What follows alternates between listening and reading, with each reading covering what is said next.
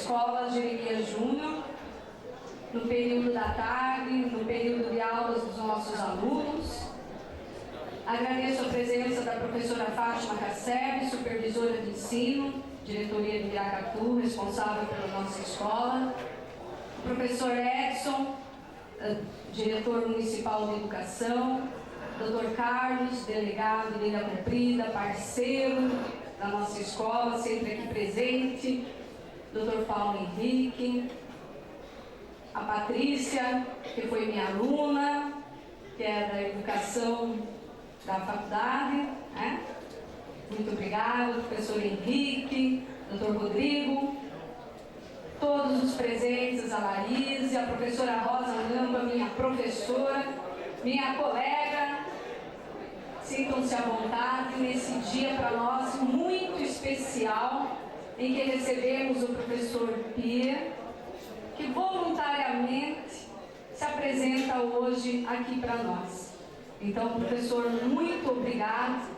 Como diretora da escola, eu agradeço a presença do senhor e gostaríamos de poder abrigar mais pessoas aqui que nós gostaríamos de ter convidado, mas o nosso espaço não permitiu. Então, obrigado a todos, aqueles que eu não falei o nome, nossos professores. Aqui. Sérgio, da diretoria, todos sintam-se à vontade. E agradeço a Leila, que foi através da Leila, a coordenadora, né, que o professor Pias hoje se apresenta em nossa escola. Então a Leila vai fazer a apresentação, as honras da casa estão com ela, porque é ela que conseguiu a palestra do professor Pias. Então, obrigado e sintam-se à vontade. Em primeiro lugar, gostaria de avisar, tem alunos sentados ali, a gente tem umas 10 cadeiras aqui vazias, podem ocupar. Vamos? Isso, muito bem. Bom, quando a Elaine falou que graças a mim, eu falo graças ao Henrique.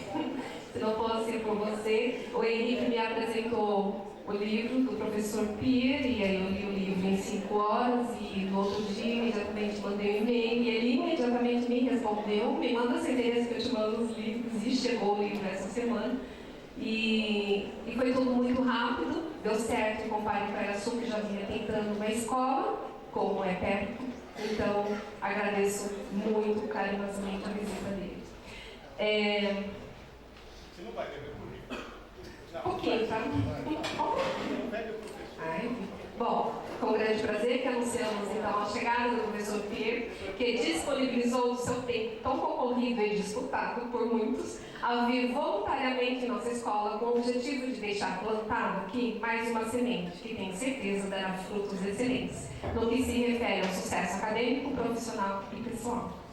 Professor Pierre Piazzi, nascido em Bologna, na Itália, no ano de 1943, chegou ao Brasil aos 11 anos de idade. Formado em Física, Química e Computação, é dotado de uma inteligência muito elevada, mas que, segundo ele, desenvolvida e não em nada.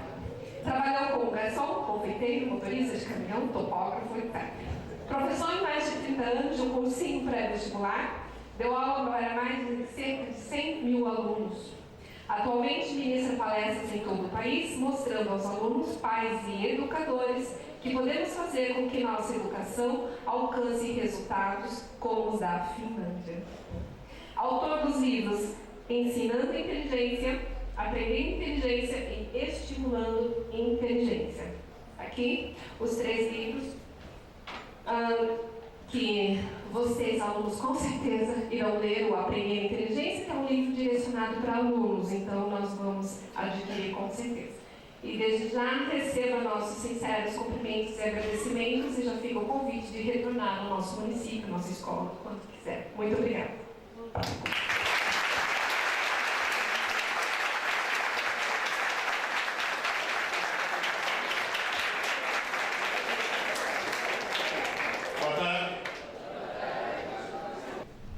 Sim, mil ex-alunos que toda vez que me encontram têm a mesma reação. Professor, que prazer em revê-lo, já é uma boa coisa. Professor, nunca na minha vida eu aprendi tanto como naquele ano que eu fui seu aluno. Opa, isso me fez pensar bastante. Normalmente, quando uma pessoa chega mais ou menos na minha idade, começa a se perguntar: onde foi que eu errei? Eu comecei a me perguntar onde foi que eu acertei. Por que o pessoal aprendeu tanto e normalmente não se aprende tanto? Mas eu descobri por quê. Como ela falou, eu trabalho às vezes com computação. Eu, quando era jovem, viu, meninas, quando eu era jovem, eu não jogava videogame. Eu criava videogame. Programava. É diferente. É uma coisa muito diferente entre computação e informática. Eu adoro computação, odeio informática. Mas, voltando àquele instante, dando aula de computação, lá numa faculdade, me pediram: professor, daria para o senhor dar um curso de um semestre sobre inteligência artificial? Depois não, só que tem um problema, tive que começar a estudar. E eu descobri que você só consegue falar em inteligência artificial se você souber como funciona a inteligência natural. E eu me pus a estudar o único computador do mundo que realmente tem inteligência. Chama-se cérebro. E na hora que eu mergulhei na área de neurociência, eu descobri uma coisa que me deixou estarrecido. Nós, e não somente nós no Brasil, mas numa grande quantidade de países, Brasil inclusive, temos um sistema educacional incompatível com o funcionamento do cérebro humano. É uma coisa estranhíssima. Nós fazemos coisas exatamente ao contrário do que deveríamos fazer. E é extremamente simples fazer a coisa certa. Só que para fazer a coisa certa precisamos de 3 atores. Professores. Tem professor presente? Levanta a mão, deixa eu ver. Quer ver? Isso. Que Deus tenha piedade de suas almas. Eu preciso de alunos. Levanta a mão os alunos. Uau! Atenção, se durante a palestra eu chamar vocês de idiota, não se ofendam. Se eu chamo vocês de idiotas, não é insulto, é um diagnóstico. O primeiro passo para a cura. E familiares. Tem pais e mães de alunos aqui? Vamos ver. Tem alunos, certo? São os 3 atores. E se esses 3 se convencerem da mesma coisa, a coisa funciona maravilhosamente bem. Na realidade, o que eu vou tentar fazer agora é um comecinho de manual de instruções desse maravilhoso computador chamado cérebro. Porque na face da Terra existem 2 coisas capazes de processamento lógico: o computador e o cérebro humano. O computador é muito rápido e é um idiota completo. O cérebro humano é muito lento e é um gênio. Adivinha o que as pessoas mais valorizam? O idiota. Só porque ele é? E na verdade, o verdadeiro computador que deveríamos valorizar é esse. E adianta, troquei meu computador, agora tem 8 GB de memória RAM, 1 terabyte de... Que é isso? Isso é nada, comparado com o teu cérebro. Então insisto, é rápido, é um idiota. É lento, é um gênio. Está certo que eu conheço algumas pessoas lentas, porém idiotas, mas isso é um caso excepcional, tá certo? Eu estava no 5º ano de engenharia da computação, dando aula, última prova, inteligência artificial. Eu cheguei para os meus alunos e falei: olha, o mês que vem vocês estão formados, vocês são engenheiros. Então não vou encher o saco de ninguém com prova difícil. Bem assim, uma regra de 3, prontos? Opa! Falei: o teu cérebro tem aproximadamente 100 bilhões de neurônios. Cada neurônio, em média, se comunica através das sinapses com outros 1000 neurônios. Portanto, o teu cérebro tem aproximadamente 100 trilhões de sinapses. Cada sinapse equivale a tantos kilobytes. Calcule quantos computadores de última geração eu deveria ligar em rede para obter o hardware do teu cérebro. Eles calcularam, deu mais ou menos 15 mil. Vocês têm ideia do que é 15 mil computadores? Aqui dentro tem 15 mil computadores. Bom, em primeiro lugar, parabéns ao engenheiro. Né? E colocar 15 mil computadores em 1,5 litro Isso é nanotecnologia. 15 mil computadores. São 3 campos de futebol abarrotados de computadores. Tudo dentro da cabeça de vocês. Sabe o que quer dizer isso? Que no fundo, todos vocês são gênios. Alguns bem no fundo, mas todos vocês são gênios. O potencial do cérebro humano é fantástico. Uma coisa impressionante.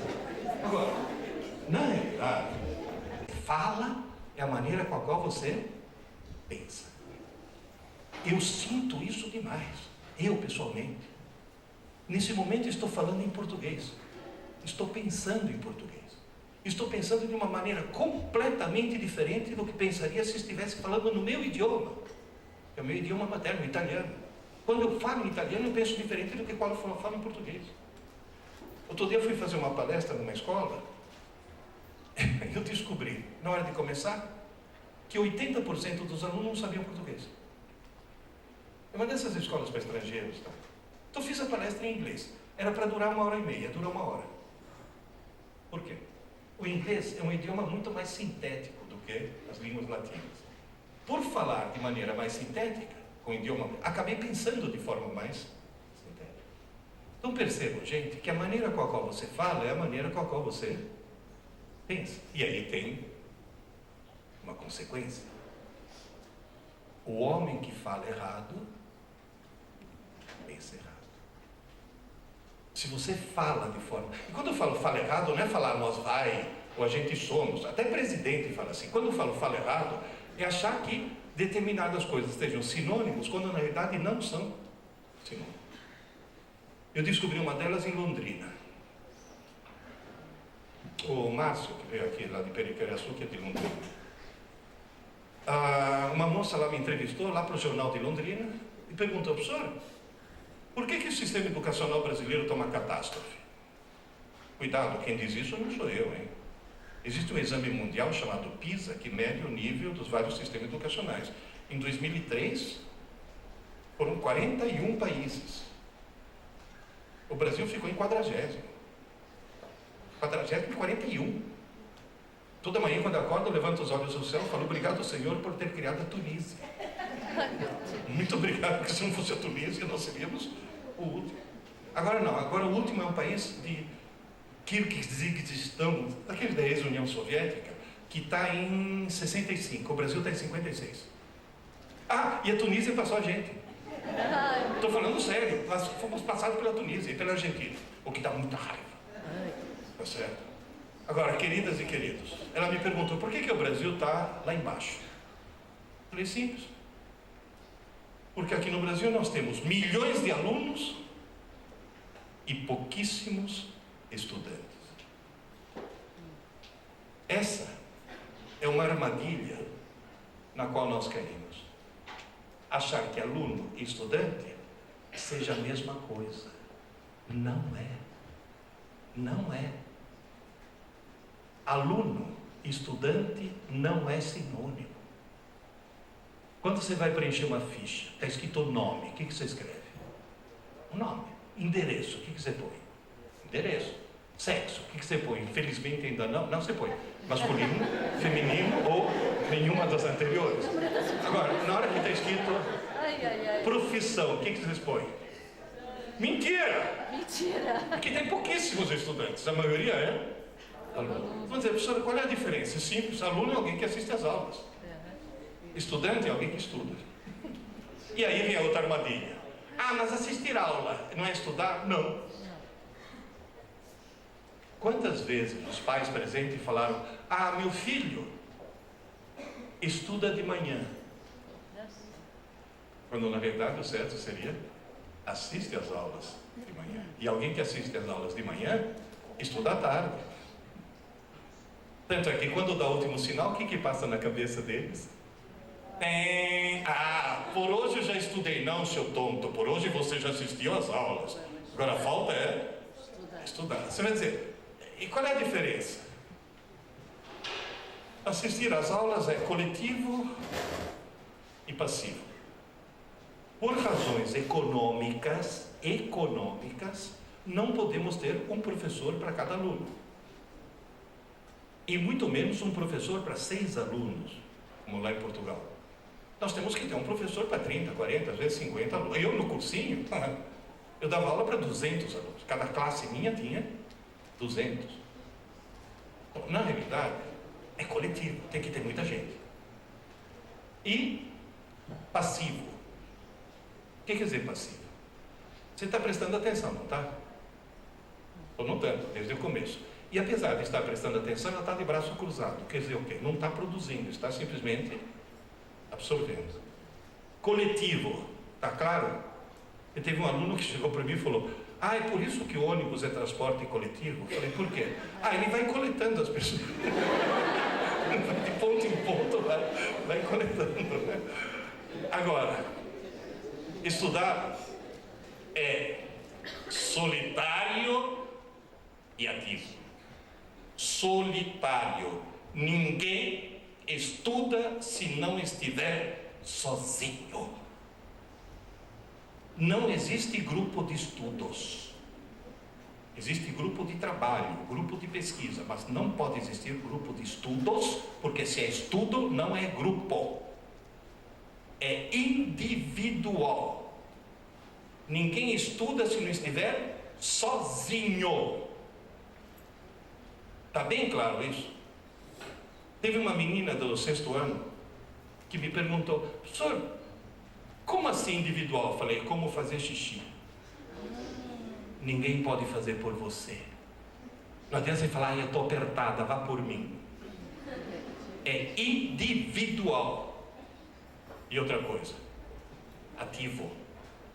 Ninguém está estudando se não tiver uma caneta, um lápis, um pedaço de papel e não estiver escrevendo. Está escrevendo? Está estudando. Não está escrevendo? Não está estudando. Fim. Não tem discussão.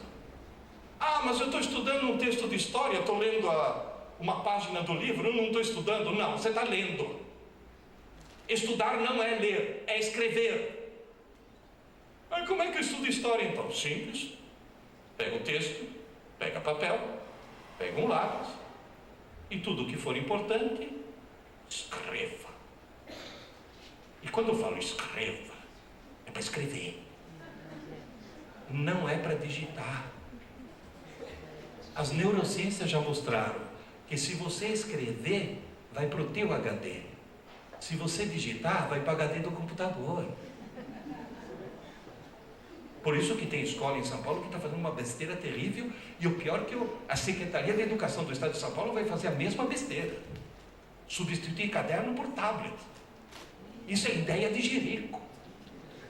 Só um cara que não entende nada de cérebro pode fazer uma besteira dessa. Eles vão gastar um dinheiro absurdo. Escrever, está bem claro isso? Antigamente, quando eu era criança, tinha na escola uma coisa maravilhosa. Graças a isso eu me tornei uma pessoa com um bom nível de cultura. Chamava, sabe como? Ditado e cópia. Que a gente tinha que escrever. E hoje as neurociências mostram que naquela época tinha. Inclusive as neurociências mostraram que se alguém cometer um erro tem que corrigir na hora e, se possível, com caneta vermelha. A experiência de neurociência que mostra isso. E outra coisa, meninas, escrever, não sublinhar. Isso é uma mania das fêmeas.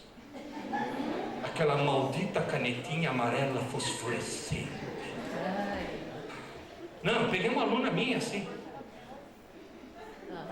Falei: filha, o que você está fazendo? O que você acha que está fazendo? Ai, professor, estou estudando. Sabe aquela menina que quando você puxava o cabelo dela, ela virava e falava: ai, menino, para! Não dá vontade de estrangular alguém assim? Você chega e fala: você é boba, bobo é você, tá? Esse tá é o que desperta o instinto assassino de qualquer pessoa normal. Tá? Filha, você não está estudando, você está vendo riscos amarelos. E outra coisa, há estudos que mostram que ler numa tela que emite luz não dá nem 30% da retenção do que ler em papel que reflete luz. Isso significa, se alguma coisa você achar na internet que é realmente importante, se quiser ler retendo, imprima. Imprima. O que se tem um estudo, até a Folha de São Paulo mostrou isso. Você lê o mesmo noticiário, um noticiário análogo, na internet e no jornal, do jornal daqui a um mês você lembra, da internet você não lembra no dia seguinte. Portanto, se tiver alguma coisa de importante na internet, imprima.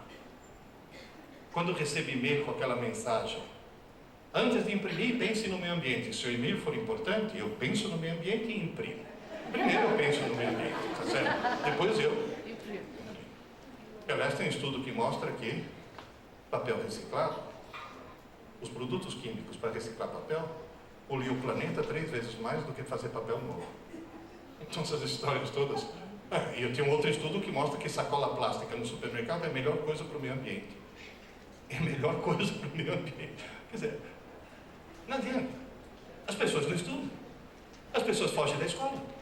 E depois ficam dando palpite por aí. Mas tudo bem. Deu para entender o que é estudar? É bem diferente do que simplesmente assistir às aulas. Uma mãe chegou para mim, a minha filhinha está com problema. O senhor pode me ajudar? Eu falei, posso, diga. A minha filhinha, ela estuda de manhã, ela vai para a escola para aprender, e ela falou, para, que a senhora já cometeu 2 equívocos. Primeiro, sua filhinha não estuda de manhã, ela assiste às aulas de manhã. Segundo lugar, ninguém vai para a escola para aprender. Não, eu falei, claro que não. A gente vai para a escola para entender. O professor não ensina. O professor explica. E se o aluno não entender, se for um bom professor, explica de novo. E se o aluno mesmo assim não entender, se o professor for criativo, ele bola uma maneira diferente de explicar para que ele finalmente entenda. E aí parou a tarefa dele. Ele é incapaz de seguir em frente porque não está dentro da tua cabeça. E quando é que minha filhinha aprende? Minha senhora, é simples, quando der o último sinal. Ela deixar de ser aluna. Se ela for para casa, e em casa ela virá estudante. Esse é o momento no qual ela aprende. Ninguém aprende coisa alguma se não estiver sozinho. Enfim, isso na cabeça. E precisa falar isso lá no Ministério da Educação, porque os idiotas, para melhorar o curso médio, estão aumentando o número de horas-aula. E não são as aulas que fazem aprender mais. São as horas de estudo. E quem aumenta o número de horas de aula, rouba horas de estudo. Então, a aula serve para entender. O estudo solitário é que serve para aprender. Essa mãe até chegou para mim e falou, o senhor quer dizer que eu faço tudo errado? Eu falei, sim. As mães costumam fazer tudo errado. Mãe na escola é terrível. E mãe que estuda pedagogia, então é terrível. Porque aí dão palpites terríveis. Essa mãe pediu, vocês não podiam fazer uma apostila para as mães? Como eu sou um cara exagerado, eu fiz 3 livros. Esse para os alunos, esse eu falei que era para os pais, mentira, é para as mães. E esse daqui, vocês notaram que eu coloquei instrutores, né? Não coloquei educadores, porque nós não somos educadores, nós somos instrutores. Educador é pai e mãe. Só que a gente fala, eu sou educador, o pai olha e fala, opa, vou terceirizar. Já terceirizaram. Não, tem mãe que chega para mim, não sei mais o que eu faço com meu filho. Você já não sabe, a senhora acha que eu vou saber. Nesse daqui, eu fiz uma coisa estranhíssima. Eu coloquei uma provinha no final e não dei a resposta. Coloquei várias questões ao longo do livro, uma prova no final, não dei a resposta de nada, mas deixei um e-mail, dizendo, me manda um e-mail com a tua opinião sobre o livro que eu te mando a resposta. Estou recebendo milhares. Só desse daqui já foram 63 mil. Eu parei de ler. Todos eles dizem a mesma coisa. E a frase é, pena que eu não li antes. Pena que eu não li.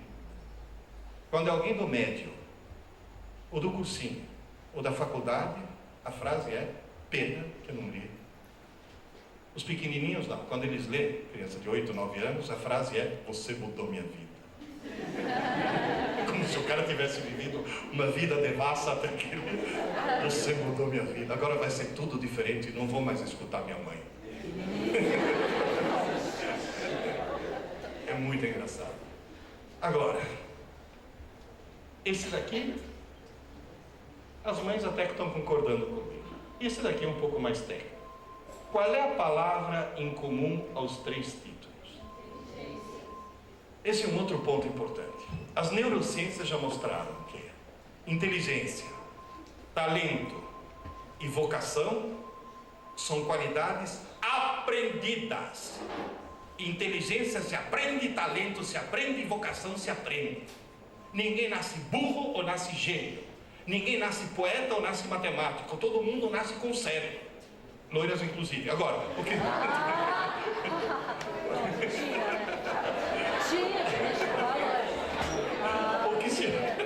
o que se faz com esse cérebro? Não pode.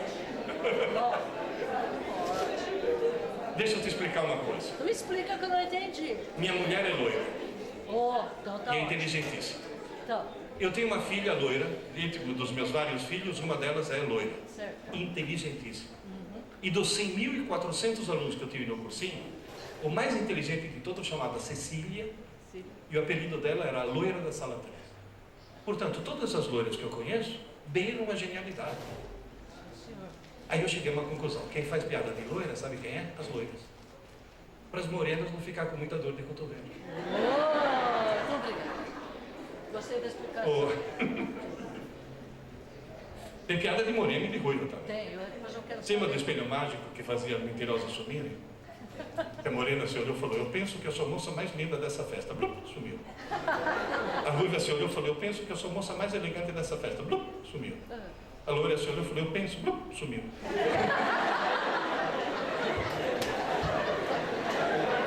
Contei para minha mulher, que é loira.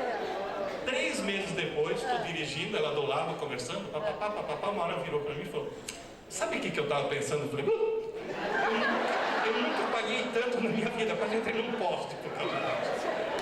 Mas, na frente de cada um de nós, existe uma escada chamada escada da inteligência. Todo dia, em qualquer idade,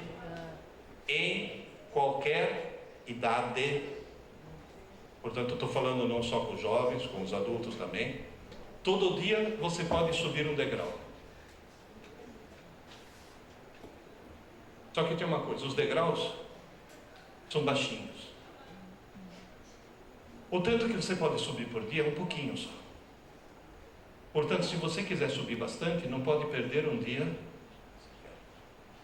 Professor Pedro, como é que eu ganho o dia? Simples. Lembrar do seguinte: o ciclo é 24 horas. 24 horas.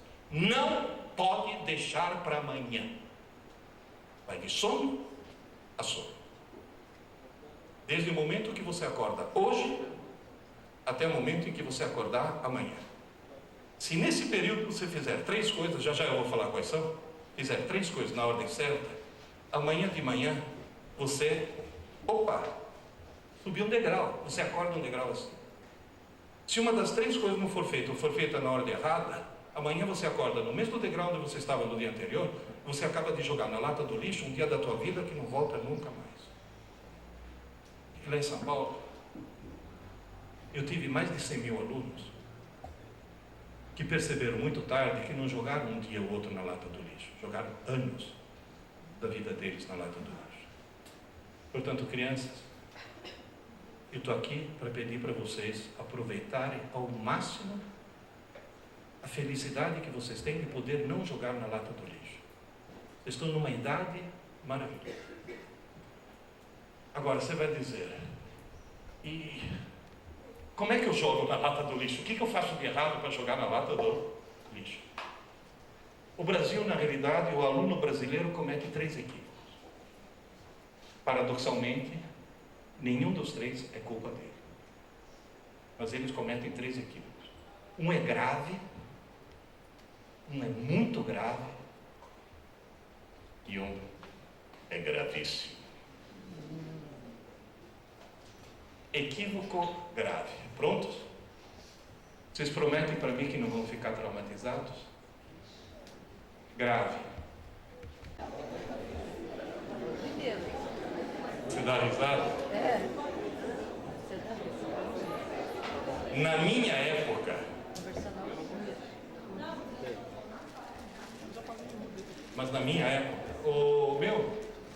cala a boca. Qual era a resposta? Ô professor, desculpe, não vai se repetir. Hoje, cala a boca. Mãe! Ele me humilhou em público. O Estatuto da Criança e do Adolescente pede para você ir lá no Conselho Tutelar, porque tem que processar a escola. Virou uma palhaçada. Virou. O Estatuto da Criança e do Adolescente é uma desgraça. E atenção, eu não estou advogando em causa própria não, porque eu tenho 69 anos. Meu advogado falou que o Estatuto do Idoso é soberano. Eu posso bater nos alunos. É um sonho que eu acalentei durante toda a minha carreira. Então, pensa um pouco, vai, pensa um pouquinho. Quem conversa na aula? Pensa um pouquinho, se já é difícil transformar aluno em estudante, quem conversa na aula, nem aluno desgraçado consegue ser, muito menos estudante. Porque se ser aluno é assistir às aulas, o cara não está nem assistindo a aula. Tem cara que fala, professor, eu não converso, mas do meu lado tem um cara que não para. O que eu faço? Simples, encosto o cotovelo nessa região aqui, mais ou menos na altura do diafragma, sorrateiramente, e depois pá, dá uma pancada. Normalmente, sabe o que o cara diz? E para de respirar. E quem não respira, não conversa.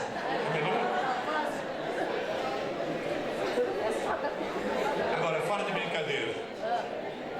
Oh, foi brincadeira, hein? Oh, fora de brincadeira. Quando me perguntam, tal turma é boa? Eu falo, é simples. Sabe qual é o diagnóstico? Se no meio da turma, lá pelas tantas, se escutar um shh, vindo da classe e não do professor, a turma é boa. E quem mantém a ordem são os alunos, não é o professor. São os alunos que devem manter.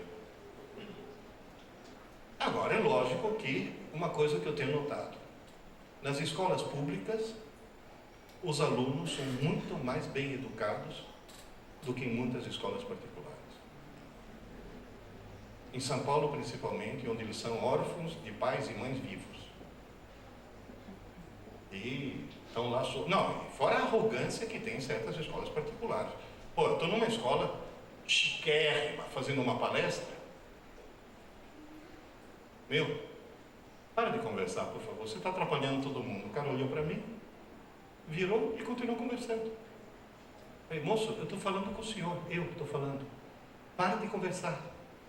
Ele olhou para mim, virou e continuou conversando. Aí eu falei, ô moço, vou falar uma linguagem diplomática para você entender melhor. Cala a boca. Ele olhou para mim e falou, o senhor não pode me mandar calar a boca. O senhor sabe quem é meu pai? Eu falei, querido, nem tua mãe sabe, você acha que eu vou saber quem é meu pai? Claro, não tem cara que fala, e o que aconteceu? Nada, Estatuto do Idoso. Não tem fila no banco, tá. Eu tô acima do bem e do mal agora.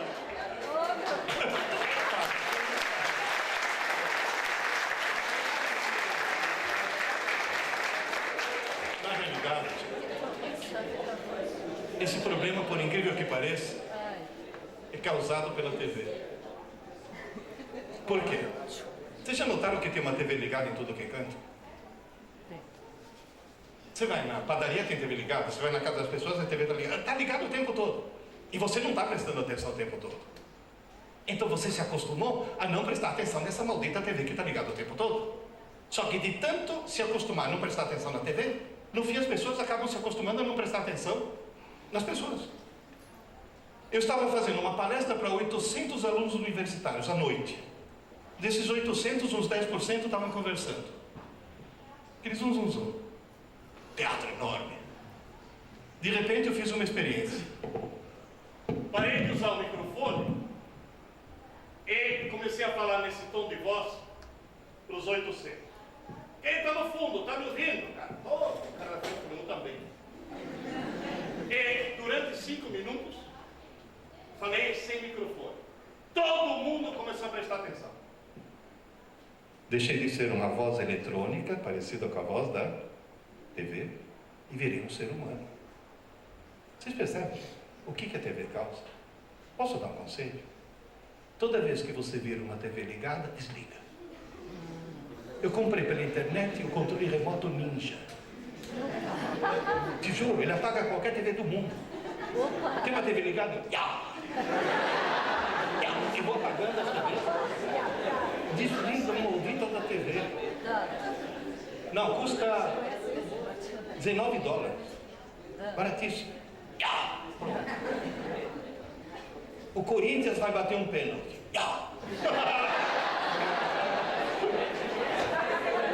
Só que tem que ser assim. Senão morre.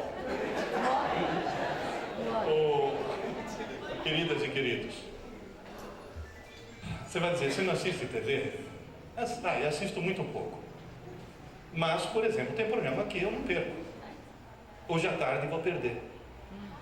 E vou estar na estrada. E tem um programa à tarde que toda vez que eu penso, toda vez que eu posso, eu assisto. Eu tenho até vergonha de falar qual é, mas eu adoro esse programa. Todo mundo odeia a Cris. Olha, sabe quem é meu ídolo? A Rochelle. Se toda mãe fosse que nem a Rochelle, a escola não tinha problema. Nenhum. Esse é um problema grave. Agora, cuidado, com relação a comportar-se, mais uma coisa. Crianças, cuidado. Agora há pouco eu falei que adoro a computação e odeio a informática. A informática está imbecilizando vocês. Vou contar só 3 coisas. Número 1. Um psiquiatra inglês descobriu que o uso da internet reduz o quociente de inteligência mais que o jovem fumasse maconha. Tem cara pensando, vou vender o computador e comprar maconha. Não. Ai, que horror. Segunda coisa. Uma universidade americana tirou celular e computador de todos os alunos por 3 dias.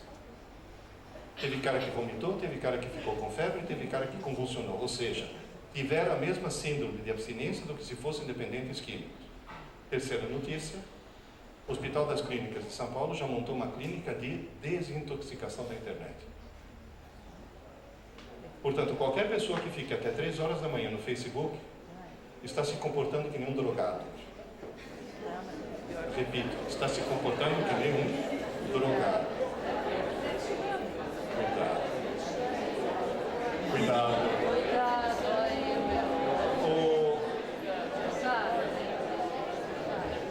E olha, quem está falando isso? Tem gente que fala, mas só agora que você... Não, só agora? Durante 15 anos eu fiz um programa na rádio em São Paulo de informática. Eu era radialista lá. Durante 15 anos que eu estou falando isso, ninguém me escuta, só que agora estão começando a escutar. Estão percebendo o que está acontecendo. E ainda querem dar os tablets. Tá bom, vai. Obrigado. Isso grave, agora muito grave. Prontos? Não ler livros como forma de lazer. Agora eu vou falar uma coisa seríssima para os adolescentes presentes. Prontos? Primeiro, ninguém sobe a escada da inteligência se não for um leitor. Segundo, ninguém é um leitor se não for alguém que lê muito. Terceiro, ninguém lê muito se não for por prazer. Portanto, o pedido que eu vou fazer para vocês, para evitar esse erro, não leia livros. Descubra antes o prazer dele. Alguns já descobriram, quer ver? Levanta a mão, não quem gosta de ler, quem adora ler.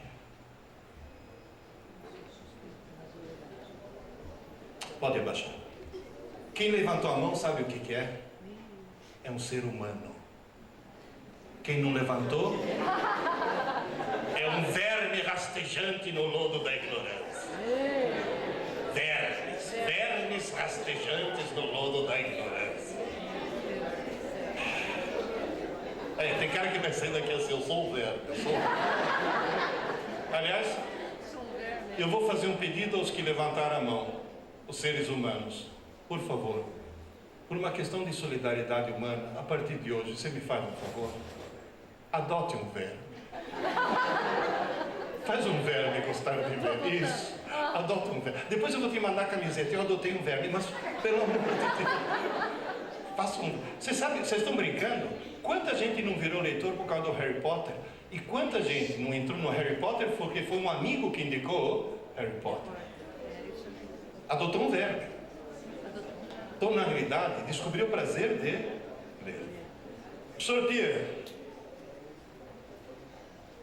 E se nenhum me adotar, como é que eu deixo de ser um verme? Eu vou citar um exemplo do meu filho. Meu filho 4.2 tinha 15 anos.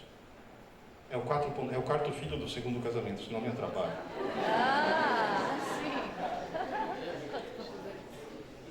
Ele chegou para mim, tinha 15 anos, com lágrimas nos olhos. Pai, estou preocupado. Falei, o que foi, Adriano? Ah, pai, eu descobri que não é que eu não gosto de ler. Eu odeio ler. Tá bom, agora quem está preocupado sou eu.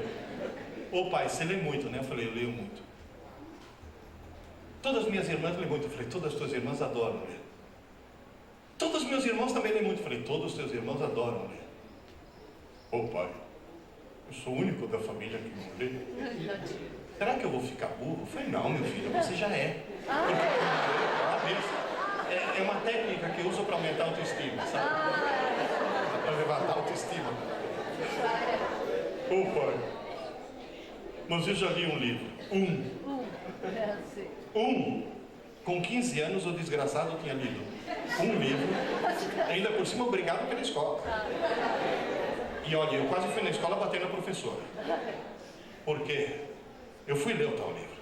Se fosse o primeiro livro da minha vida, eu seria semi-analfabeto até hoje. Eu nunca vi uma coisa tão horrível. Falei, o que passou na cabeça dessa mulher de indicar esse livro, meu Deus do céu? Eu olhava e falava, meu Deus do céu, quem que escreveu isso? Só pode ser uma freirinha que fuma maconha, não tem outra explicação. Era um livro sobre as crises místico-religiosas de uma galinha. Não, e não só isso. No meio do livro, por uma escada de luz, descia o arcanjo galo. Eu falei, não. Além de tudo, ela bebe. Que arcanjo galo é delírio, treino. Eu falei, Adriano, eu não estou pedindo para você ler um livro. Estou pedindo para você descobrir o prazer de ler. Eu, como? Eu falei, simples. Foram escritos milhões de livros no mundo. Um foi escrito para você. No qual? Eu falei, não sei. Esse é o problema. A mania da escola brasileira é achar que ele, professor, sabe. Então esse é o livro bom. Você tinha 12 aninhos. 12. Alguém chegou para você e falou, queridinho, você vai descobrir o prazer pela leitura. Toma, Iracema. Nunca mais chega perto de um livro. Primeiro tem que ser com Harry Potter. Depois que você chega em Iracema. Cada um tem o seu. Há uns 3 anos atrás, minhas alunas vieram com uma mania de um tal de Crepúsculo. Eu estava em Rio Branco, no Acre. O Acre existe, Rio Branco. Eu estava em Rio Branco, no Acre. O avião para São Paulo ia sair às 2 horas da madrugada. Eu falei, vou comprar um livro grosso. E tanto elas falaram em Crepúsculo, eu falei, deixa eu ver. Comprei Crepúsculo. E como me arrependo.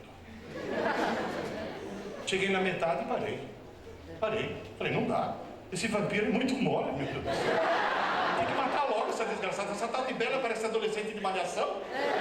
Eu tenho que chupar até a última gota de sangue e deixar uma múmia reciclada no chão. Parei.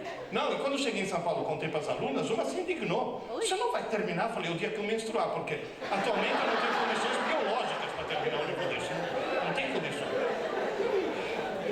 Cada um tem o seu.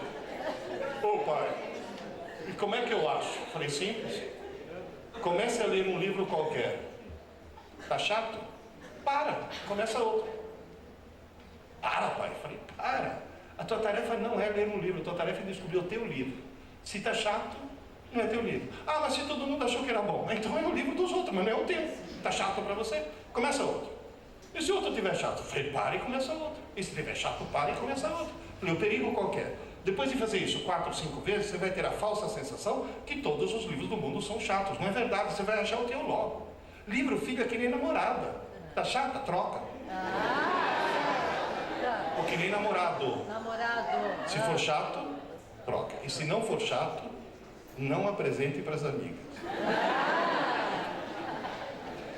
Moral da história. Na 8ª tentativa, Adriana achou o Hobbit. Aliás, vai sair o filme agora, daqui a pouco. Hobbit. Ô pai, perdi horas de sono para acabar o capítulo. Falei, tá salvo. Esse é o sintoma de que alguém virou um leitor. Outro sintoma, sabe qual que é, né? Você já deve ter passado por isso. Eu li o livro e assisti o filme, mas o livro é muito melhor do que o filme. Vocês percebem? Pois é, pai. O livro acabou, fiquei com saudade dos personagens. Falei, então eu li a continuação. Tem continuação? Falei, ô tonto, você não viu na página 2? O Hobbit é o prefácio do Senhor dos Anéis. Compra para mim. Vocês imaginam a emoção de um pai? Eu vi seu filho semi-analfabeto, pedir para comprar um não, 3. Entreguei para o Adriano 1.200 páginas. Devorou.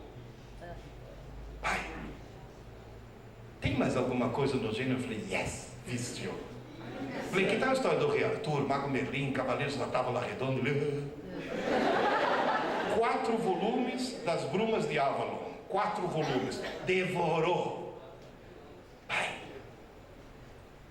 tem mais alguma coisa no gênero? Eu falei, Adriano, vamos mudar de gênero, senão daqui a pouco se vira feiticeiro. Daqui a pouco eu vou ter um Gandalf andando de cajado pela casa, com chapéu. As aventuras completas de Sherlock Holmes, devorou. O fim da infância de Arthur Clarke, devorou. Que, aliás, diga-se de passagem, o fim da infância de Arthur Clarke foi um dos 2 livros nos quais que arrancaram lágrimas de mim no final. Sabe quando que comove a ponto de chorar lendo. Depois foi a trilogia da Fundação do Isaac. Bom, não vou ficar descrevendo. A minha pergunta é, o Adriano odiava ler? Ninguém odeia ler. Ele odiava a maldita galinha. Oh, Iracema dos lábios de mel.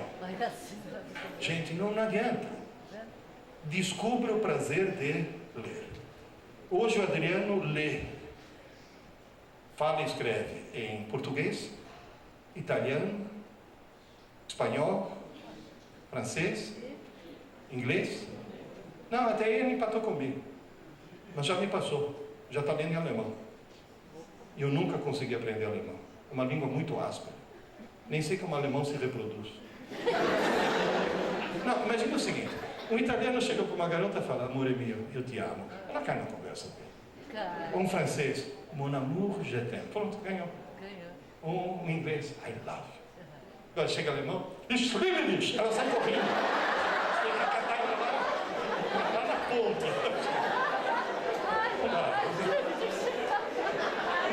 Não é língua para aprender.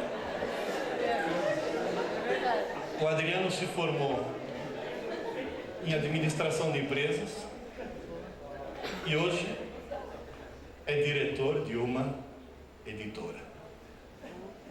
Tamanho amor que ele pegou pelos... Não adianta. Descubra o prazer de... Posso dar um conselho? Não compre livros. Vá para a biblioteca. Vá para a biblioteca e comece a escolher. E assim, tá chato? Para. Tá chato? Para. Quem é namorado? Ou esposa. Eu estou no quarto do casamento. Ficou chato? Pronto. Não, é uma maneira de não engordar muito. Você sabe por que homem depois que casa engorda, né?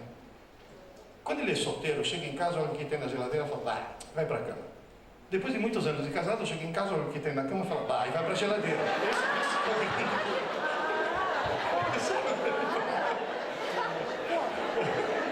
Ela já virou e deu para o marido.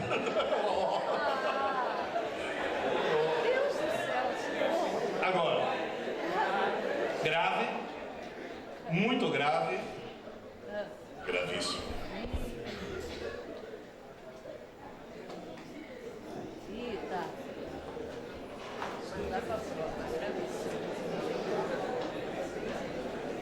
Foi muito engraçado.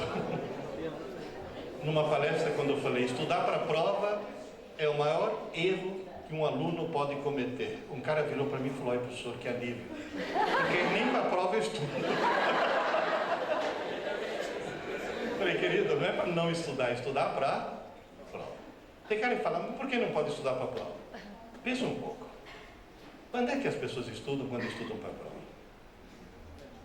Por exemplo, a escola marcou uma prova quinta-feira de manhã. Quinta-feira de manhã tem prova. Quando é que um aluno normal começa a estudar? Quarta-feira à noite não é normal. Quarta-feira à noite é alguém que tem visão a longo prazo. É alguém que planeja o futuro. É na quinta de manhã. Professora, posso estudar na sua aula que eu tenho prova de matemática na aula seguinte? Nunca ouviram frases assim? Por que Alunos do Fundamental 2, do médio, da faculdade e da pós-graduação... Gente, eu já dei aula na PUC, na pós-graduação, já dei aula para médico-psiquiatra, cara formado. E o problema é o mesmo. Por que todo mundo estuda mais em cima da hora possível? Para não dar tempo de esquecer. Faz a prova e tira a nota, e logo depois? Esquece. Então vamos jogar uma lona por cima e chamar de circo. E viva a Tunísia. Você vê o cara entrar na sala dela para fazer a prova, o cara entra assim, sem chacoalhar a cabeça. Que se você chamar e falar, ô Zé, que foi pronto, agora eu vou ter que estudar de novo. Com aquela menina que entra assim, não fala comigo. Ou pior ainda, professora, dá a prova logo, pelo amor de Deus, antes que eu. Tá mais dentro. Professor, e como é que eu faço para estudar corretamente? Olha, em primeiro lugar, deixa eu contar uma coisa. Uma vez eu fui dar aula num colégio. Dei uma prova de física. A nota mais alta foi 7 e a nota mais baixa foi 4. Quer dizer, o leque foi de 4 até 7. Aí eu resolvi fazer uma experiência. Uma semana depois, sem avisar ninguém, não avisei direção, não avisei ninguém, eu repeti a prova. Não é que dei uma prova parecida, eu dei a mesma prova. Nota mais alta, 3. E pode fazer essa experiência em qualquer escola que você vai obter coisas similares. Moral da história: qual é a nota verdadeira? A primeira ou a segunda? Segunda. Eu tive que passar no diário de classe primeira, senão ia ter mãe que ia me processar. Você tirou a nota, meu filhinho já tirou a nota, agora, não, mas minha senhora, ele já esqueceu tudo. Ele esqueceu, mas já foi, a nota ele já tirou. Quer dizer, as mães acham, inclusive, que o filho está na escola para tirar nota, para passar de ano. Não, eu já vi mãe, te juro, eu ouvi isso. Ô filho, desliga esse videogame e vai estudar, menino, você tem prova amanhã? Vai estudar, você tem prova amanhã. Essa mãe acha que está ajudando o filho. Essa mãe está cometendo um crime hediondo, essa mãe devia ser presa sem direito à fiança. Essa desgraçada está arruinando a vida do... Abre as portas. Queridas e queridos, como é que se estuda corretamente? Aprenda a usar o seu cérebro. Para simplificar, senão a gente vai ficar até depois de amanhã aqui. Para simplificar, eu dividi em 3 partes: cerebelo, sistema límbico e córtex. Os 15 mil computadores estão aqui, viu, gente? O que você põe aqui, você não esquece nunca mais. O que você põe aqui, você não esquece nunca mais. O que você põe aqui, esquece logo em seguida. O que você põe no cerebelo? Habilidades relativas a equilíbrio e ritmo. Por exemplo, quando você aprendeu a andar de bicicleta, foi o cerebelo que aprendeu. Agora, note uma coisa. Você aprendeu a andar de bicicleta quando era criança. Por algum estranho motivo, você fica 20 anos sem subir numa bicicleta. Daqui a 20 anos você sobe. Para tua grande surpresa, você sai pedalando. Então você pode dizer: eu aprendi a andar de bicicleta. Porque, queridas e queridos, aprender é aprender para sempre. Não para o dia seguinte. O que você coloca aqui, por outro lado, some muito rapidamente. E o grande problema é, tudo que você quiser colocar aqui nos 15 mil computadores, primeiro tem que passar por aqui. Essa é a porta de entrada do cérebro. Digamos, por exemplo, que você está em Minas Gerais, numa cidade chamada Varginha. Você está passeando na rua e de repente algo te chama a atenção. Na hora que esse algo te chama a atenção, imediatamente, essa coisa é registrada no sistema límbico. Só que, na hora que parar de chamar a atenção, pouquíssimo tempo depois, As coisas entram muito facilmente, mas somem muito facilmente. Como é teu nome? Eduardo. Digamos, por exemplo, que Eduardo acabou de receber um pontapé no traseiro da namorada. Ela largou ele. Ele entra na fossa. Os amigos tentam consolá-lo. Eduardo, sai dessa.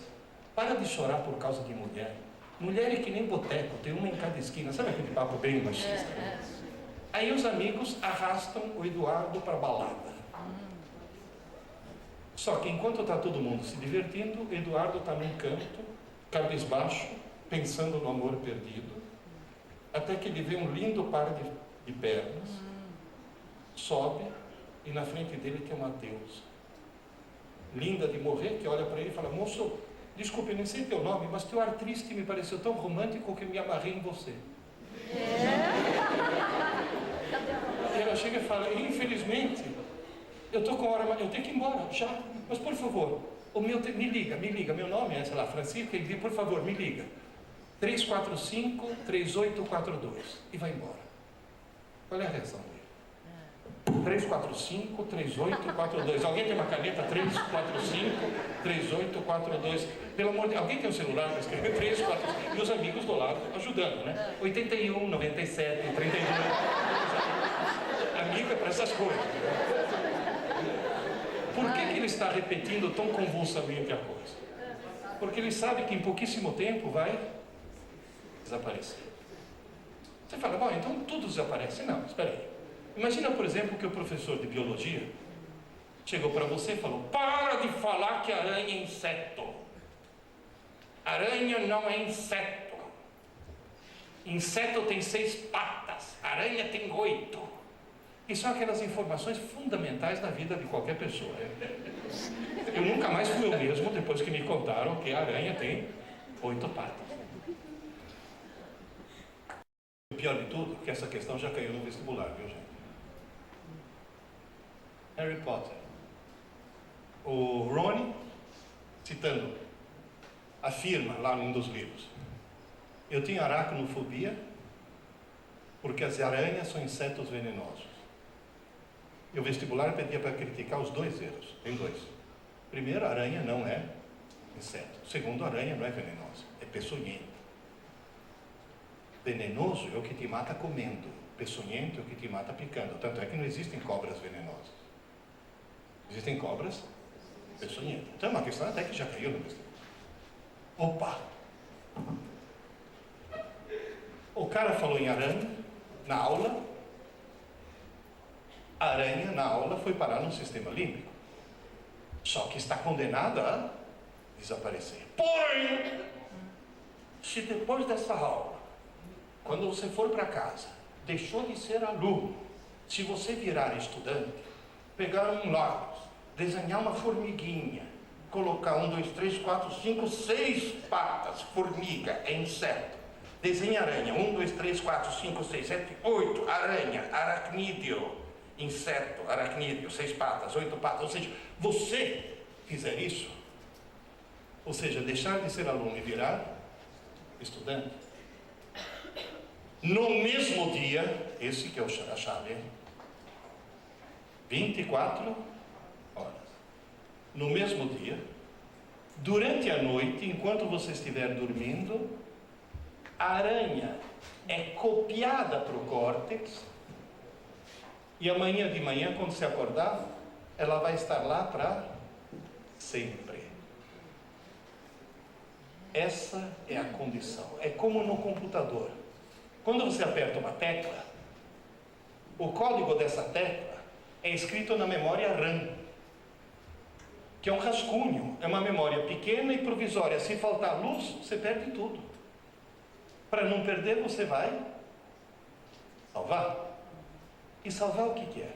É simplesmente copiar o que foi escrito na RAM para o HD, que é uma memória enorme e permanente. E só depois que a cópia terminar, é que vai ficar lá para sempre. Está bem claro isso? Então me ajuda aí. Se teu cérebro fosse um computador, o sistema límbico estaria fazendo o papel de RAM ou de HD? Ou seja, uma memória pequena e provisória. Enquanto que o córtex, os 15 mil computadores, fariam o papel de uma memória enorme e... Você sabe qual é o grande problema do nosso sistema escolar? As pessoas descobrem que colocar na RAM é fácil. E não percebem que algum tempo depois vai para o lixo. Ou até percebem. Você alerta, fala, mas querido, estudar desse jeito, você até tira nota, mas depois vai tudo para o lixo. O cara vira e fala, e daí? Eu já tirei a nota, minha mãe já ficou feliz. O meu boletim veio azul. Vocês percebem onde está a farsa, onde está o problema sério? Moral da história. Como é que se faz a coisa corretamente? Em primeiro lugar, tome consciência de que tudo que entra no teu cérebro durante o dia entra no rascunho. Nada é gravado. Nada do que estou falando agora está sendo gravado. Está tudo no teu rascunho. Só que quando chega no fim do dia, como o rascunho é pequeno, entope. Quando o rascunho entope, a reação é sono. Sono não é corpo cansado, é cérebro entupido. É o cérebro falando, vai dormir para limpar essa porcaria toda, porque amanhã de manhã, quando você acordar, eu quero um rascunho limpo para poder escrever o dia seguinte. Quem já passou uma noite em claro sabe muito bem que no dia seguinte fica meio abobado. Quem não limpou, rascunho. Está claro isso?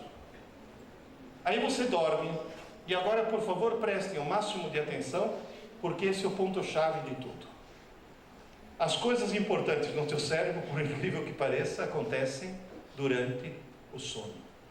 Durante o sono, o teu cérebro tem mais atividade do que quando você está acordado. Você dorme. Conforme você vai adormecendo, a atividade elétrica do teu cérebro cai quase a zero.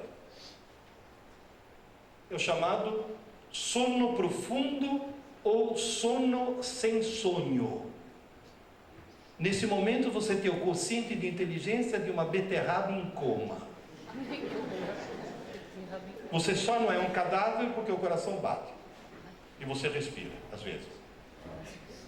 Eis que de repente começa uma grande atividade elétrica chamada sono REM. REM vem de Rapid Eye Movement, movimento rápido dos olhos. Embaixo da pálpebra o olho começa a pular de um lado para o outro. Nesse momento você está sonhando, porém é um sonho absolutamente desconexo e sem sentido nenhum. Tanto é que se você acordar a pessoa nesse momento e falar, você estava sonhando? Estava, o quê? Não sei. Nunca te aconteceu isso? Você tem a sensação que estava sonhando, você não sabe o quê. Por quê? O que é esse sonho? É o ruído que o cérebro faz porque está desligando neurônios e ligando outros. É hora de fazer manutenção. É durante o sono REM que muita coisa vai para o lixo e muitas coisas são gravadas no córtex, são salvas no HD. Agora aqui queria fazer duas observações. Número 1. Durante a noite tem que acontecer pelo menos 6 episódios REM. Tradução: tente dormir 8 horas por noite. E outra coisa, quem fica até 3 horas da manhã se imbecilizando na internet está cometendo um crime no seu próprio cérebro. Está claro? Segunda coisa, o fígado armazena glicogênio por 8 horas. Durante a noite você dorme 8 horas, você consome 8 horas de glicogênio, você acorda com o cérebro sem combustível. Pelo amor de Deus, não venha para a escola em jejum. O que eu tenho que comer de manhã? Não precisa comer muito, mas tem que comer alguma coisa que tenha farináceos. Tem que ter amido. O ideal é comer pão. Mas ninguém foi na padaria e ainda não tem pão. Bolacha. Uma bolacha que seja. Biscoito. Tapioca. Mas qualquer... tapioca com leite condensado. Eu faço para mim também. Queridas e queridos, não tem jeito. Não vem em jejum. Moral da história: é durante a noite que você salva. Resumindo, durante o dia, tudo entra no rascunho. Durante a noite, quando você adormece, tudo deveria ir para o lixo. E agora atenção. Porém, se alguma das informações que você recebeu durante a aula foi depois da aula trabalhada não mais como aluno, mas como estudante, é como se portas se abrissem entre o sistema límbico e o córtex, e durante a noite aquelas informações que deveriam ir para o lixo passam pelas portas e são salvas no HD, de forma que amanhã de manhã, quando você acordar, vão estar lá para sempre, tanto quanto andar de bicicleta. E nesse momento você acabou armazenando conhecimento. Note que durante o dia você recebe muita informação, mas à noite se armazena pouco conhecimento. Está claro? Como é que se adquire conhecimento? Pouco a pouco. O que eu falei dos degraus da escada? Baixinhos. É um pouco todo. Conhecimento se adquire gota a gota, como loira toma iogurte, com conta-gotas. Você sabe por que loira toma iogurte com conta-gotas? Né? Na embalagem está escrito: consumir até maio de 2012. Não, com conta-gotas e chinelo na mão, que tem lactobacilos vivos. Sabe se dá?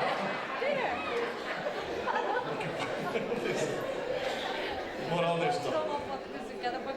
Queridas e queridos, e agora vem a pergunta-chave. Toda noite, na cabeça de um aluno normal, o que costuma ir para o lixo? As aulas. O que vai para a memória permanente? As abobrinhas. O professor te dá, aliás, essa molécula daqui é justamente a molécula de glicose, que é o combustível do cérebro. O professor te dá uma aula importantíssima. No meio da aula conta uma piada.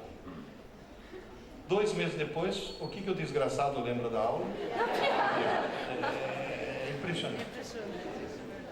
Não, mas é uma coisa assim impressionante. E quanto mais idiota for a piada, mais o cara lembra, né? Queridas e queridos, como é que eu faço para lembrar das aulas? Tem um truque? Tem. Professor Pierre, você descobriu o truque? Não, não fui eu. Eu descobri por que o truque funciona, mas o truque foi descoberto muito antes. Em São Paulo, em 1951. No Japão, em 1951. Gozado, o ano de 1951 foi um ano estranho. O que aconteceu em 1951 em São Paulo? 4 jovens engenheiros fundaram um cursinho, onde depois eu fui dar aula. Deram, no primeiro dia de aula em março, 4 aulas maravilhosas para preparar o cara para fazer vestibular para a Politécnica em dezembro. 4 aulas maravilhosas no primeiro dia de aula de março. No dia seguinte, os 4 jovens engenheiros tomaram um susto. As aulas já estavam no lixo, só tinha sobrado as piadas. Eles se reuniram e falaram: vamos fracassar. Porque se de um dia para outro o cara já esqueceu quase tudo, imagina em dezembro. Aí um deles, o de Química, o professor de Química, que era um gênio, Simão Feigenbaum, chegou e falou: mas já descobri, nós cometemos uma falha terrível. Qual foi? Nós não passamos uma lista de exercícios depois da aula. Ou seja, o que ele descobriu? Que não adiantava nada ficar paparicando o aluno, se depois da aula o aluno não virasse estudante. O professor de biologia pode ficar falando a aula inteira sobre a aranha, mas se depois da aula você não trabalhar o processo, não vai gravar nada. E descobriram justamente que as tais portas entre o sistema límbico e o córtex se abrem, não é durante a aula, é durante o... Aí esses 4 engenheiros, em 1951, bolaram um slogan de 4 palavras. Eu que estou viajando pelo Brasil inteiro, eu estou descobrindo um monte de escolas que não tem nada a ver com o cursinho, que nunca ouviram falar em Simão Feigenbaum, e usam o slogan: aula dada, aula estudada. Aula dada não é suficiente. Depois da aula dada tem que ter aula. Muito tempo depois, na hora que eu descobri em neurociência o ciclo de 24 horas, eu acrescentei a 5ª palavra. Hoje, aula dada é aula estudada As aulas que você teve hoje pela manhã, você vai ter que estudá-las hoje à tarde. Se alguém tem irmão pequeno que assiste aula à tarde, ele vai ter que fazer a tarefa à noite e não na manhã seguinte. E se alguém tem irmão mais velho que faz faculdade à noite, vai ter que avisar o coitado que ele vai ter que dormir meia hora mais tarde. Porque as aulas do dia ou da noite têm que ser estudadas antes que se passe uma noite dele. Os pais presentes, por favor, criem nos seus filhos o hábito de estudar pouco, mas todo. Sabe o que aquela mãe devia ter dito? Filho, desliga esse videogame, menino, vai estudar, você teve aula hoje. Vai estudar porque você teve aula hoje, não porque você tem prova. Aula dada é aula estudada. Professor Pierre, funciona? Vocês vão ver. Quem faz isso nunca mais na vida precisa estudar para a prova. Não precisa nunca mais estudar para a prova. O cara vai fazer a prova, o que vai cair isso? Ah, isso eu já sei, isso daqui. Ah, isso eu já sei, isso daqui. Não é mesmo? Ah, é. Vai fazer uma revisão de 5 minutos. Não precisa mais estudar para a prova. Gente, eu poderia aqui contar milhares de histórias. Eu vou contar uma só. Em 2001, eu morri. Morri mesmo. Tive parada cardíaca e respiratória. Fiquei morto durante 3 minutos. Na realidade, eu infartei. Pedi para minha mulher me levar para o hospital. Ela me levou para o hospital. O médico lá no hospital fez eletrocardiograma. Falou, ah, você não infartou não, o eletro está normal. Eu falei, o eletro está normal. Eu não, eu infartei. Ah, não, foi aquela discussão, me colocou em observação. Todo monitorado, com aquelas maquininhas. Lá. De repente, o meu coração, em vez de fazer estutum, fez asbalur. Esse asbalur, cada pedacinho bateu de um jeito diferente. Chama fibrilação ventricular e mata, porque o coração para de bombear. Na hora que eu senti, falei, fibrilação ventricular. Levantei a mão, falei, enfermeira, vou morrer. E morri. A minha mulher não me perdoa até hoje. Falou, você é um idiota. Você falou, eu vou morrer sorrindo. Ela achou que você estava brincando. Por que você sorriu? Eu falei, eu nunca tinha morrido antes, achei uma coisa assim. Bom, diz ela que veio correndo um médico, empurrando um carrinho, ele abriu minha camisa, afasta-se, pá! Eu dou! E aí, voltei. Eu vi um cara de camisolão no fundo do túnel. Ele chegou para mim e falou, volta que você tem muita palestra para dar. Eu voltei. Na hora que eu voltei, eu olhei assim, todo mundo assustado, me olhando, minha mulher chorando. Eu olhei para o médico e perguntei, fibrilação ventricular? Ele falou, sim. 160 joules. Eu falei, bom. Parece conversa surrealista, já explico por que essa conversa. Me levaram para a UTI, onde eu fui tratado assim. Todas as enfermeiras tinham sido minhas alunas. Todas elas me conheciam, algumas até com detalhes. Aí eu fui muito bem tratado. E quando eu recebi alta, bons tempos. Quando eu recebi alta, eu cheguei para minha mulher e falei, vamos fazer uma coisa, vamos passar no pronto-socorro para ver se aquele médico está lá, eu quero agradecer, né? Ele estava. Falei, ô doutor, lembra de mim? Ele falou, claro, tá susto que você vê na gente. Ô doutor, eu estou aqui para agradecer, eu queria falar, o que agradece sou eu. Aula dada, aula estudada hoje, né, professor Pierre? Ei, Cacilda, até você foi meu aluno. Falei, eu fui. Falei, vou te falar uma coisa. Qual foi a primeira coisa que eu te falei? Falei, 160 joules. Falei, adivinha quem que me ensinou isso? Quando você estava dando aula de eletricidade para mim, você falou, olha, por exemplo, no eletrochoque a medida não é voltagem, é energia. Unidade de energia é joule. Eu falei para você 160 joules para te tranquilizar, porque você sabia que era a energia do primeiro choque, ou seja, você voltou logo, você não teve sequelas. Eu falei, pois é. Ele falou, só que isso, tudo isso, eu poderia ter aprendido sozinho. O que você me ensinou mesmo foi aula dada, aula estudada hoje. Ele falou, Pierre, eu entrei na USP, no curso de medicina mais ferrado desse país. Todos os meus colegas sofreram que nem cães para se formar médico. Eu fiz o curso assim. Eles tomando Coca-Cola com café, alguns até bolinha de caminhoneiro, sabe aquela anfetamina, ou rebite, para ficar acordado a noite toda para estudar. E eu na balada.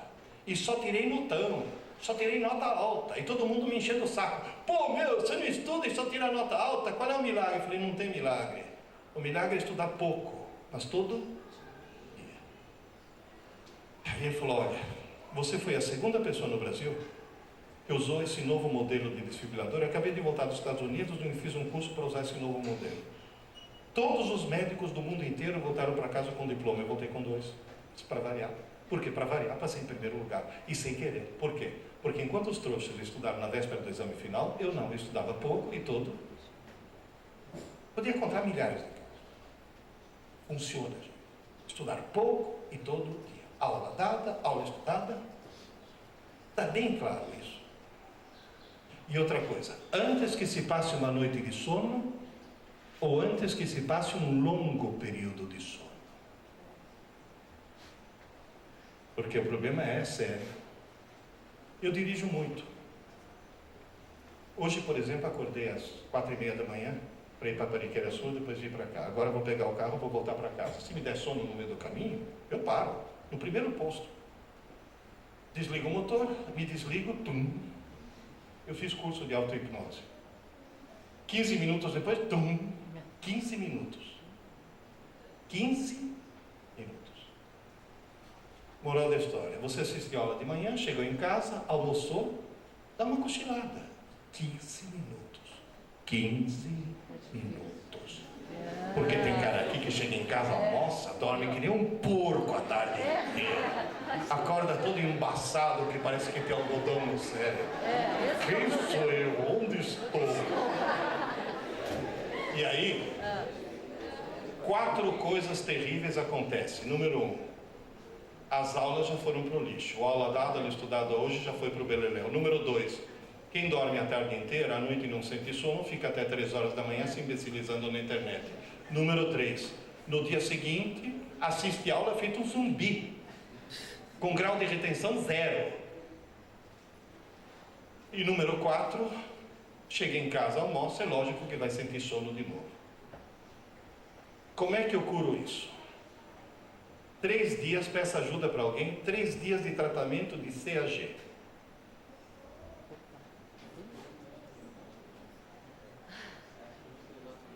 Copo de água gelada. Peça ajuda para alguém. Almoçou. Dormiu. A pessoa tem que te deixar dormir. Quanto tempo? 15 minutos. Deu 15 minutos, chá! Gelada, não fria. Tem que traumatizar. No dia seguinte, 15 minutos, chá! Terceiro dia, chá! No quarto dia, você ouve os passos da pessoa se aproximando. Não, já acordei. Se não dá para ensinar, tem que atestar. Tem cara que fala, professor, isso é brutal. Gente, existem 2 maneiras de fazer um burro andar com uma cenoura. Se colocar a cenoura na frente não adianta, tem que usar a segunda opção. Sinto muito. Aula. Você tem imaginação, hein, filho?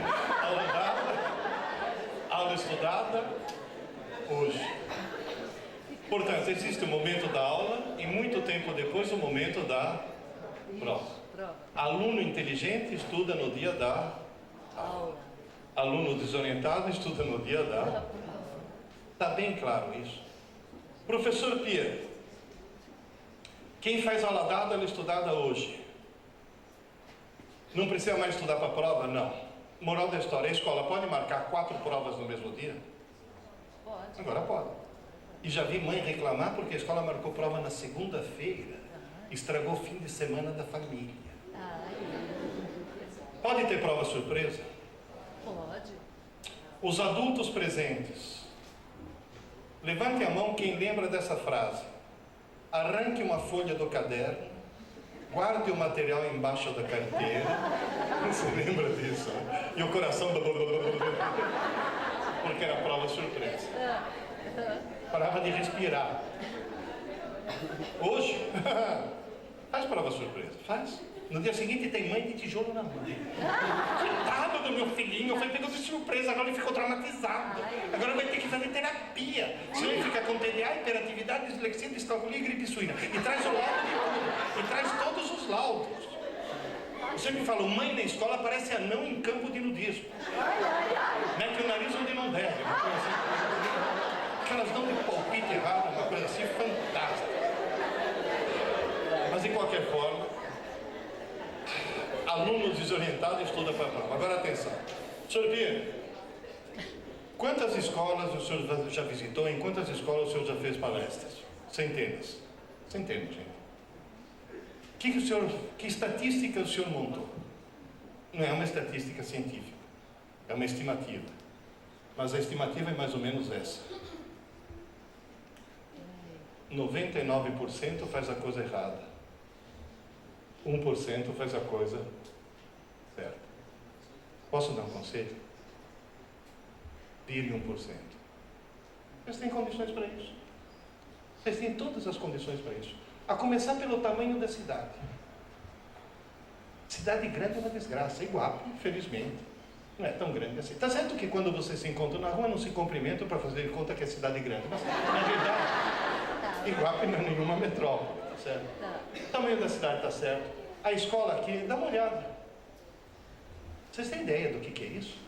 Vocês têm ideia do privilégio que vocês têm de estar numa escola assim? Por favor, vai em Parelheiros, vai lá em São Paulo, na periferia de São Paulo, para ver o que é uma escola pública. Vocês são privilegiados, vocês têm de tudo para dar para ser 1%. Você vai, e qual é a vantagem de ser 1%? Agora eu vou falar uma coisa seríssima.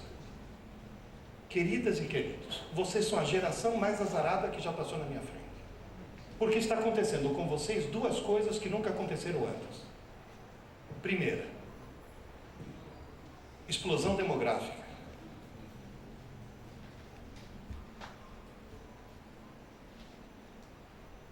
Na época do descobrimento do Brasil, tinha menos de 500 milhões de pessoas no mundo. Quando eu cheguei no Brasil, na década de 50, já eram 3 bilhões. Na virada do milênio, 6 bilhões. Vocês viram agora nos jornais aquela menininha que nasceu, que foi carimbada como sendo o número 7 bilhões. E as pessoas ainda se orgulham disso. Vocês estão vivendo no meio de uma desgraça chamada explosão demográfica. Sabe o que quer dizer isso? Quando eu fui procurar meu primeiro emprego, tinha uma vaga e 5 candidatos. Vocês? Vai ter uma vaga e 50 candidatos. E para agravar a situação, para tornar a situação mais grave ainda, a automação fez com que as pessoas não tivessem tanta necessidade de mão de obra. Gente, eu peguei a BR-116, fui para Pariquera Sul, depois vim para cá, agora eu vou para casa. Quantas vezes vou colocar a mão no bolso para pagar o pedágio? Nenhuma. Nenhuma, porque eu tenho o tal do sem parar via fácil.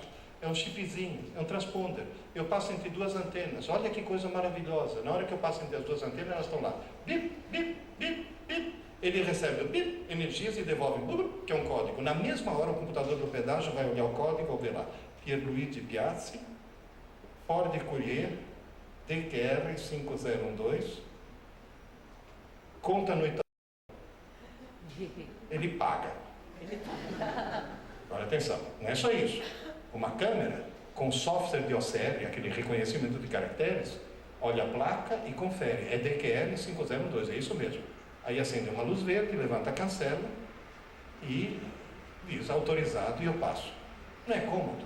Só que na hora que eu passo, eu olho para uma cabine vazia e penso, aqui poderia ter 4 jovens universitários fazendo estágio, se revezando em turnos de 6 horas cada um, e pagando o seu curso na faculdade com o dinheiro do estágio.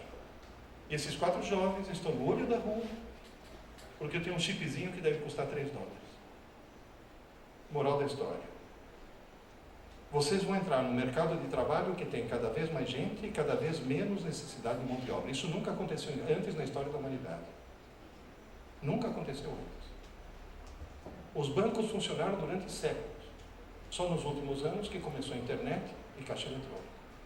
No Brasil já tem 1 milhão de desempregados, 1 milhão de desempregados ex-bancários, que foram parar no olho da rua por causa do caixa eletrônico.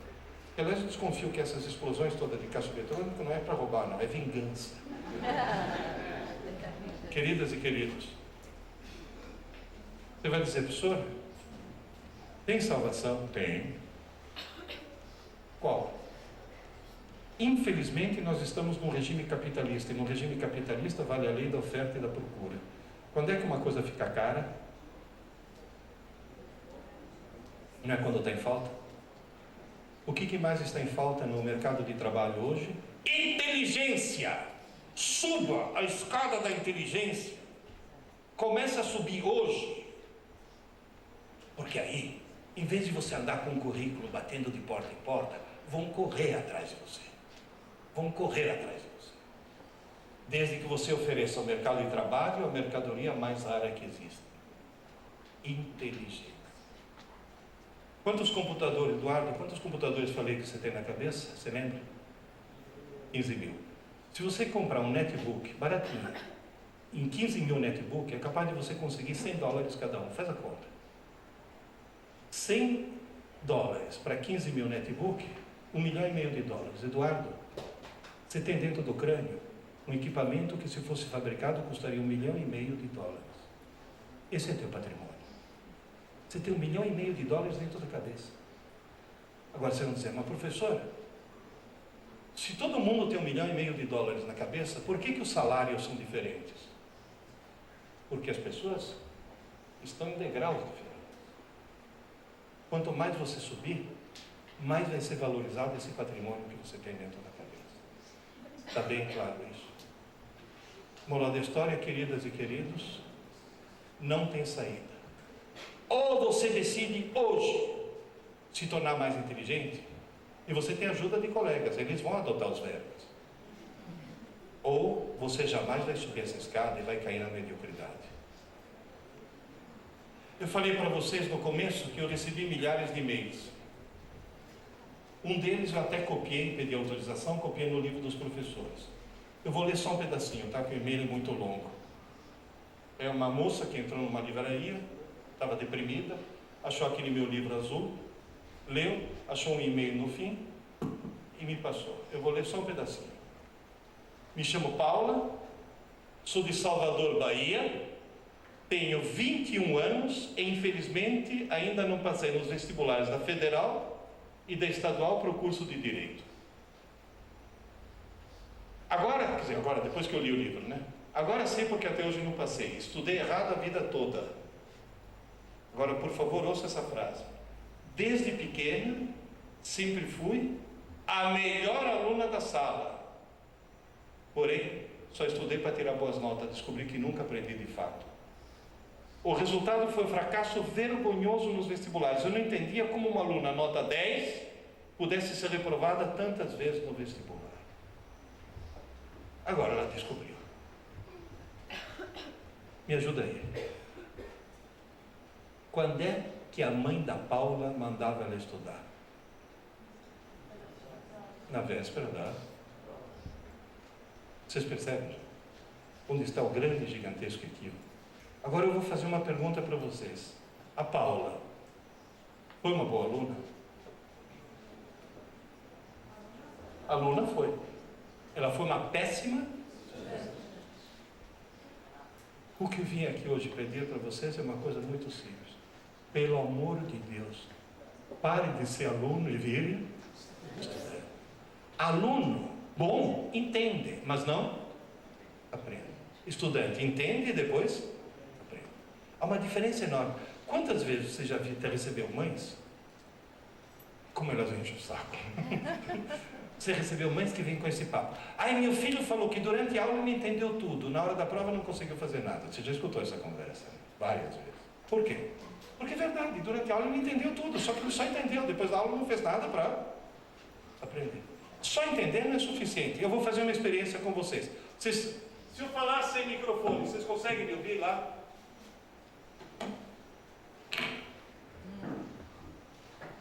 Todo mundo está me vendo, mais ou menos? Por favor, com a mão direita, segure o nariz. Direita.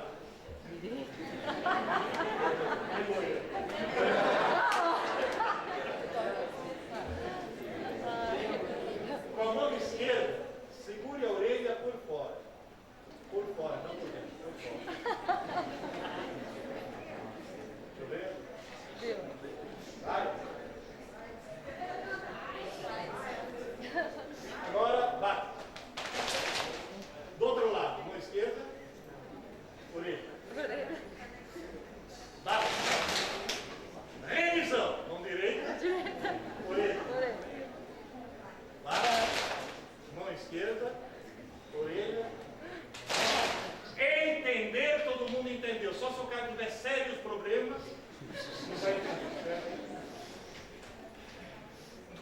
se entenderam porque tiveram um professor fantástico.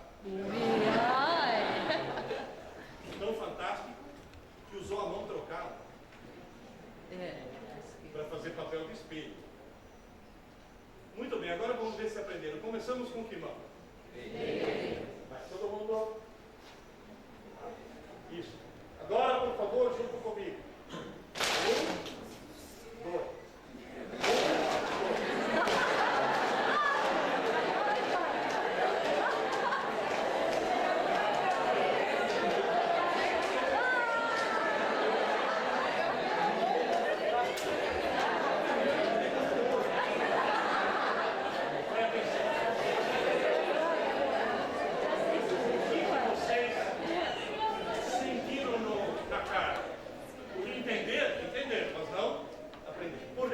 Porque aqui nesse pátio nós tivemos só e exclusivamente aula dada. Entender. Daqui a pouco vocês vão para casa, vão passar. Gente, eu nunca dou uma aula sem passar uma tarefa. Vão passar 10 minutos na frente do espelho. Gente, estou pedindo 10 minutos só. Nesses 10 minutos, primeiro devagar, cada vez mais depressa. 10 minutos. Outra coisa, tranque a porta do banheiro. Senão vou mandar me internar. Agora aqui, aula dada. Na frente do espelho, aula estudada. Falta uma boa noite de sono. Nessa noite, teu cérebro vai sedimentar, vai mudar redes neurais. Amanhã de manhã, se vocês quiserem, estou pedindo, faça mesmo, não é brincadeira. Faça. Amanhã de manhã você vai ter uma surpresa. Não só você vai fazer isso com a máxima desenvoltura, surpreendentemente, como daqui a 10 anos você vai continuar fazendo. Isso tem um subproduto fantástico. Você vai poder sacanear quem não veio. Porque na hora que perguntar, e na palestra, o que você aprendeu? Meu, uma coisa terrível. O professor falou uma coisa horrível, falou que deve ter seríssimos problemas mentais, alguém que não consegue fazer.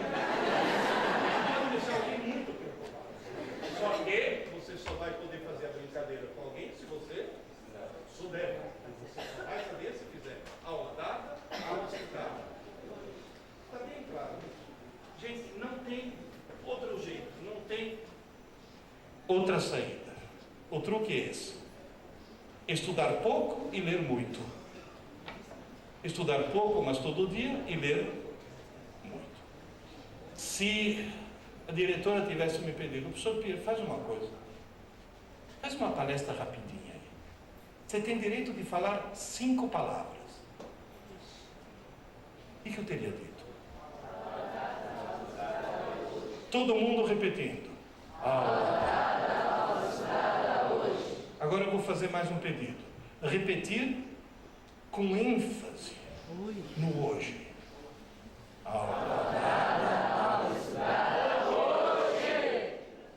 Eu queria ênfase. ênfase. Aula dada, aula estudada. Hoje! Melhorou. Agora até na Ilha Comprida sabem que é hoje. E se a palestra tivesse uma palavra só? Leia! Leia, seu desgraçado! Leia, verme rastejante no lodo da ignorância! Leia! Nem que seja para ler Júlia, Bianca, Sabrina, Crepúsculo, mas pelo amor de Deus, leia! Tá claro isso? Tchau, gente, um beijo para vocês.